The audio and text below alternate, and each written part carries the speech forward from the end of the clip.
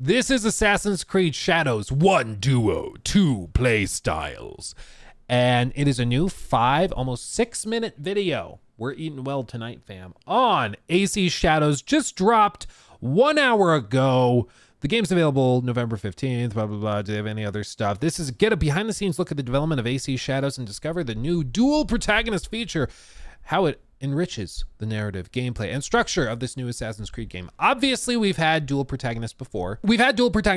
AC Syndicate, I actually think doesn't get enough love, frankly. I just love Victorian England. I think, you know, the Jack the Ripper DLC is interesting and is just very, very different from anything they did before. And it's too bad because basically what happened is that there was a lot of Assassin's Creed fatigue in 2015. And so when they dropped AC Syndicate, it was coming off of a very poor launch with AC Unity. And that was like really the first beat right around the time also of like Rainbow Six launching with the trailer downgrades and all that. And people were just like, you know what? I'm going to wait. I'm going to wait till they put it on sale. I just can't trust them at launch anymore.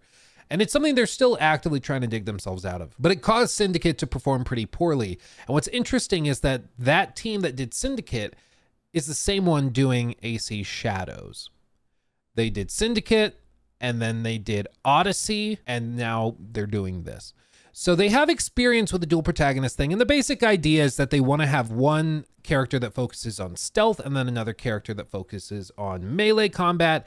In Syndicate, it was, of course, Jacob and Evie Fry. And then in this case, we have Nawe and Yasuke. I think it's an interesting way of doing it. Instead of just having one superhero character that can do absolutely everything, you break it up and you specialize them. So if somebody does genuinely like to play melee first and stealth second, you can prioritize Jacob Fry in the case of Syndicate, or in this case, Yasuke in this game. Or if you like stealth, flip it the other way, and then their skill trees specialize out that way.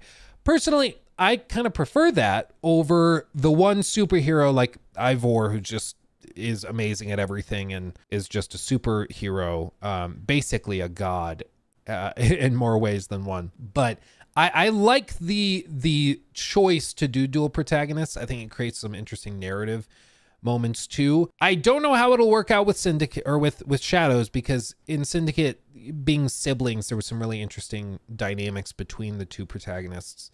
But this time around, we'll see how they meet each other. It was alluded to in the trailer they dropped at the announcement, so we'll see how it pans out. But this whole video is meant to explore that topic and show us how it works. So we will we're gonna delve into it.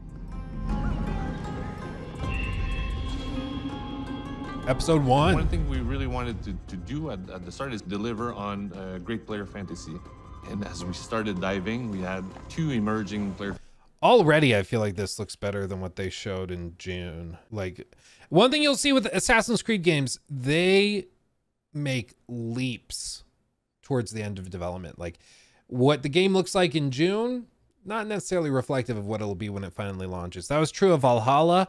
That was true of Origins before that, even true of Syndicate to a certain extent. They make big leaps in the last few months because basically they finish the game and then they just have 3,000 to 4,000 people polishing. And usually it works out. Valhalla, I would argue, granted, I'm kind of known to be a Valhalla hater, but Valhalla, they did work their butts off and try to polish it up. It was in the middle of COVID, so it was overcomplicated. But other than the screen tearing issues and the bugs of Eivor just always being drunk, and you know what, hindsight, there were a lot of bugs, but still they tend to make a lot of improvements close to the end of development. Player fantasies that were awesome, the shinobi and the samurai. What we didn't want is try to dilute them into one fantasy. We really wanted to explore both sides, so that's something where we said, well, we need 2 characters. The setting that we had, the Azuchi Momoyama period in feudal Japan, was in such a nuanced time. So it was really interesting to be able to work with dual protagonists and develop these 2 characters as individuals, because we really had the opportunity to explore this era by playing off these 2 different perspectives. As we worked our way through it, and this is the guy that did our gameplay demo in Los Angeles. So he like stood on the stage and like talked to us for like 45 minutes about all of it. So yeah, Simon, this is the guy. I know him.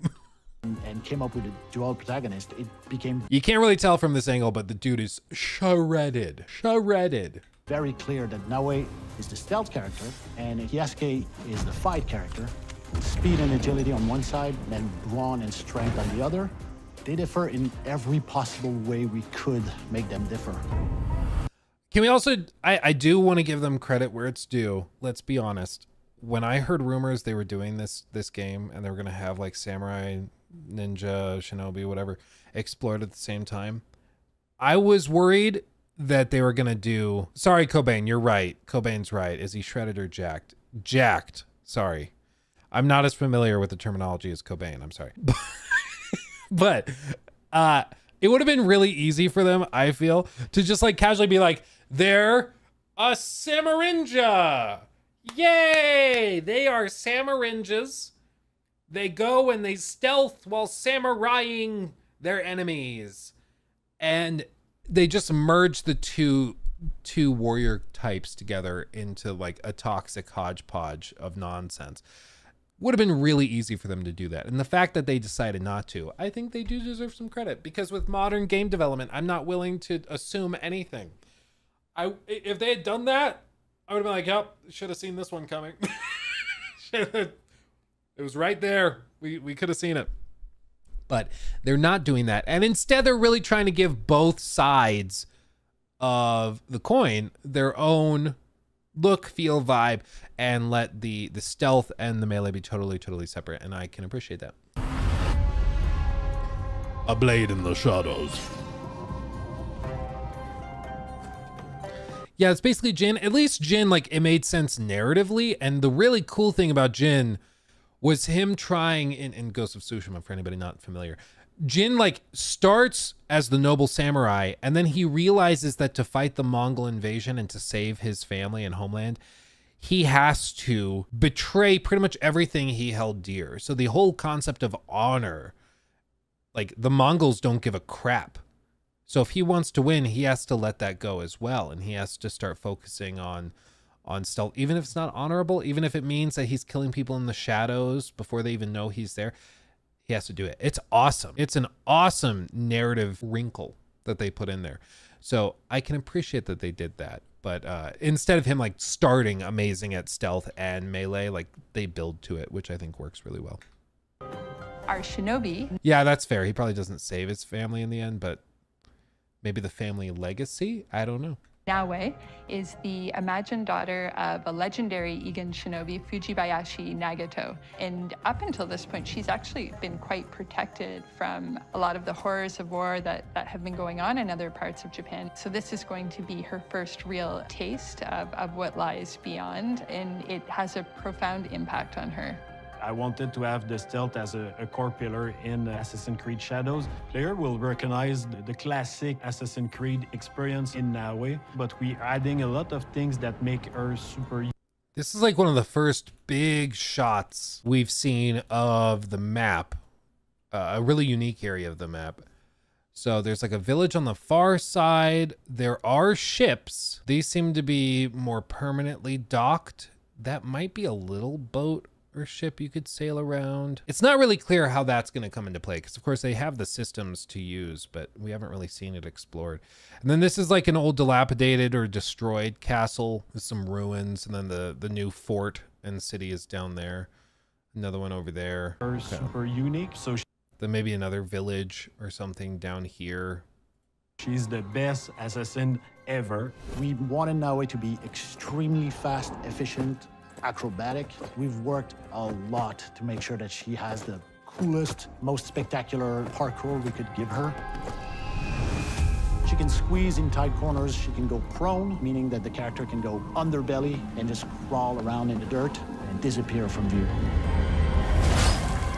Right We really wanted to leverage all the light elements that come with our new tech and use it in a core way for our Shinobi fantasy specifically. So what that means, at night, you have to... That already looks so much better. Like, sometimes I see this stuff and I'm like, why did we even show it before? Why didn't you just wait? Because like a lot of this is just looking night and day. read the environment. Pun and hide intended. in the pockets of shadows that are cast naturally in the world. And that affects how NPCs can see you and if they can sense you at all. What we want the player to experience is the feeling of being the predator. So you feel like a ninja, you can break light, you can vanish into the shadows, and you're flipping on roof with the physics-based grappling hook, so the stealth is more rich than ever, and you really feel that she's like a blade in the shadows. A blade in the shadows. Yasuke. We haven't seen a lot of exploration of Yasuke's combat, and honestly I think the general feedback from what we saw initially was that it was a little bit clunky, which I guess you could say is by design because it's supposed to feel much clunkier than Nawe, but I'm not sure if that's necessarily an excuse. Is our first historical protagonist in Assassin's Creed. What we know about Yasuke historically is just a bit, but it was enough to get the team really excited about the opportunity to work with him as a character. He can fight his way out of anything, but he's also super smart and can think his way through things equally as well, and is going to be somebody who always has a commanding presence. So especially in combat, when we think about Yasuke, it's really about dictating how the fight will go. And to do so, we created a mechanic called the posture attack. So he can chamber an attack, and then he can launch that attack to do massive amount of damage and take out anyone. Yasuke is very, very strong. He can barge through reinforced doors. He can lift heavy objects that Naue can't. But that means that he's somewhat slowed down compared to Naue.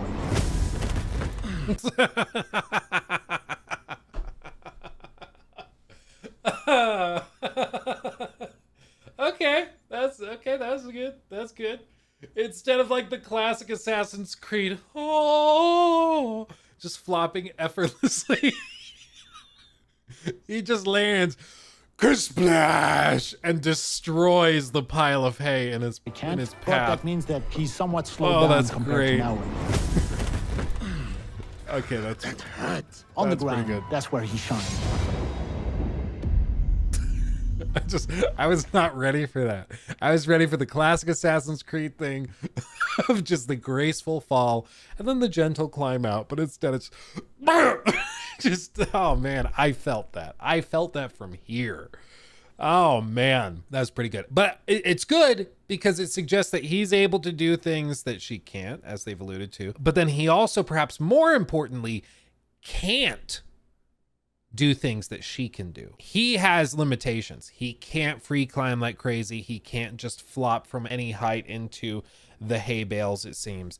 That was a relatively low jump, and he gets up and says that hurt. So I would imagine, you know, there's no jumping off a cliff as Yasuke into a bale of hay. I don't think that's gonna happen.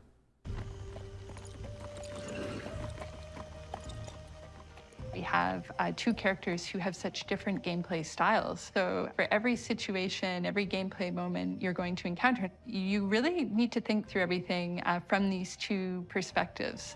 Blood must be paid in blood, Yasuke. We always want to respect player choice, so you can do quests with any character. So if you are Yasuke, you play with his strength, but also with his weakness. Same for Naue. Each character has their own skill trees, but also they can master the different weapons. So it's not just about stats, it's about the player competency to really understand how the different mechanic works. They have different speeds, they have different HP, they have different gear sets, so they're very unique and they're a great balance of two player fantasies.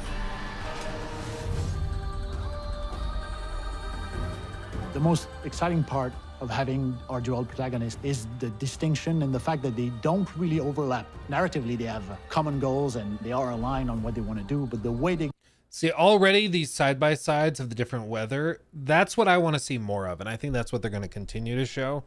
But that apparently is like the big system in this game. Like that with Odyssey, it was kind of like they had the faction system with the two different, you know, groups fighting a battle, and then you could step in and help push one side over the other. Valhalla, they had hammers, I guess. And then like Origins, of course, it was this total overhaul. So they typically have like one thing that the game is going to be set apart by.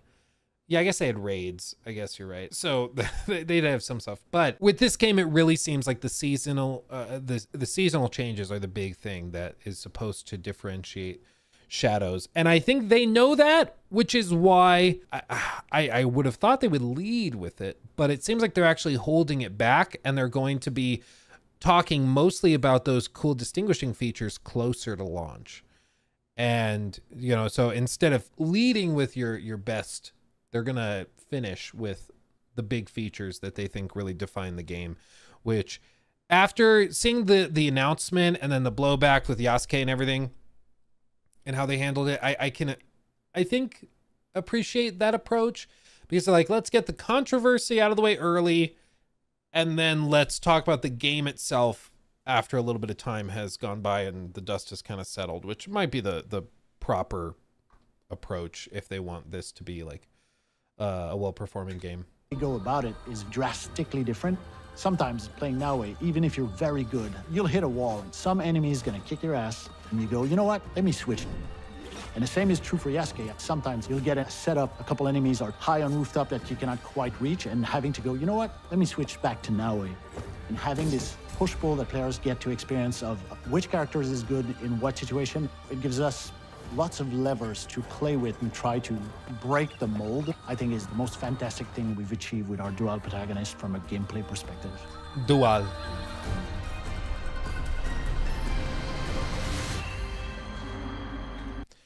Yeah, I mean, this is the other thing, is the scope. This is supposed to be like a huge game, which this team has previously done. I mean, that's what they're typically known for, is just scale. But we haven't really seen a lot of looks of that at that. So I will say, having seen this is looking a lot better just in terms of graphics and polish. I still think, you know, it remains to be seen just how the characters feel in the hands, because like Yasuke's combat looks super stiff even still. That might change as we get closer to launch, or maybe when you're playing it, it doesn't feel that stiff. But seeing stuff like this where Yasuke's not able to do stuff that Naue can, that's encouraging to me, because in Syndicate, like, Jacob could still stealth. He didn't have some of the specific abilities that Evie did, but he could still stealth, and vice versa. Like, Evie Frye could go into situations and fight her way through it, not as well as Jacob, but they kind of blended together, especially by, like, for the first half of the game. It just, they all kind of melded together. And so if they actually double down on this and they have two very distinct play styles, that to me is more of what I'm looking for. I hope that they don't end up basically being the same. That's kind of my stance on it, but it's looking better. It's looking better. Does it get to the finish line? I'm not sure, but it's like we've alluded to before, where it really seems like this is going to be one of those games where we're going to find out a ton about it in like a month and a half. That's going to be the entire marketing cycle. They're just waiting basically for Star Wars to come out at this point. And once Star Wars is out, I would imagine a week goes by, and then it's just going to be all AC all the time. That would be my expectation. I don't have any cool insider knowledge or anything, but it just seems like they're going to hit the ground running right after Star Wars lands. So we'll see. Frame rate still looks kind of choppy. That might be the stream, honestly. What I'm seeing on the raw video is very smooth, but I would also say you can't take pretty much anything from that, because they're not going to show you choppy gameplay. Like, if you ever see a game where in the preview footage and promotional material it's choppy, it's going to be unbelievably choppy when the game comes out. That tells you that the devs couldn't even find a way to get rid of the choppiness. So like this early, months out, if the footage is looking smooth, that's good. But I would say if you're seeing choppiness, that's very, very, very, very bad. Like Callisto Protocol, where even in like the best footage they had, it still was super choppy. And it's because the game ended up coming out and being super choppy. He took my thing.